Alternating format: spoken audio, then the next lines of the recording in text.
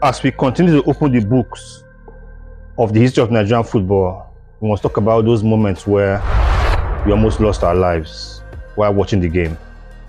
For a person like me that has traveled close to 1,200 times watching football matches in different parts of the world, I have my top 5 places where I could have been killed while watching football.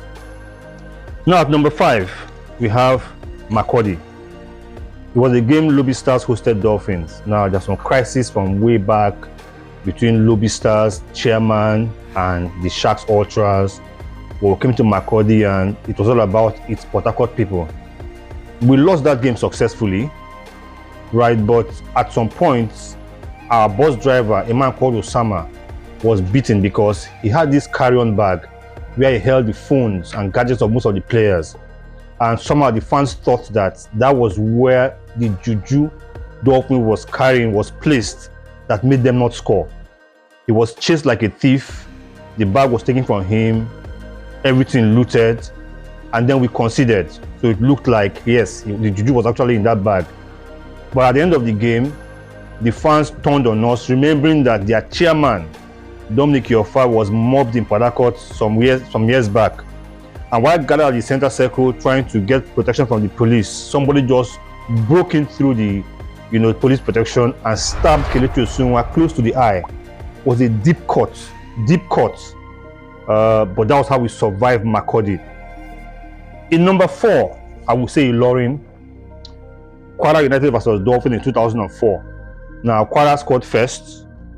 Our goalkeeper, a player we called Antu, he considered the goal and was taken off injured, and they thought they were going to win. They kept on talking about the spirit of Afonja fighting for them, and that our goalkeeper was carried off because Afonja blinded his eyes. They believed in all that fetish stuff. But eventually we equalized in the second half, then went 2-1 up. And I sat with Benga Yeni. Benga Yeni told me, say, boy, you have to leave this place now. If Kwara loses this game, you'll be killed. I'm like, how? He says, let's leave. But before we left, we saw that there was so much pressure on Dolphins, and I listened to him. As we were leaving the stadium, had a loud roar. So it was like, penalty. Kwara just had a penalty. So we went in time and saw Dukudi equalize for Kwara United. And I told Benga, listen, Kwara has equalized, so I think all is well. But all was not well. As soon as that game ended, the mob descended on the referee, on Dolphins players. At a point, I noticed that I was the only person in the stands who was not throwing missiles at Dolphins players on the pitch. I didn't want to stand out, so I started picking what I could pick on the ground, throwing it to the pitch as if I was against Dolphins.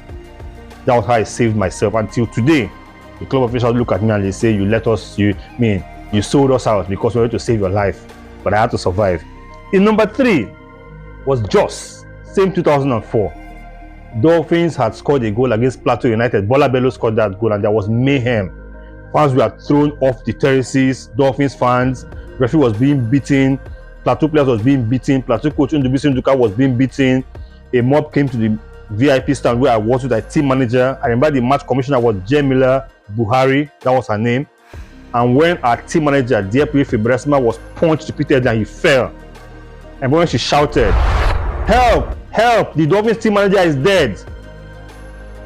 And in 2 seconds, everywhere burst, everywhere scattered. Everybody ran off. He was rushed to the hospital while I acted like I was a Cameroonian.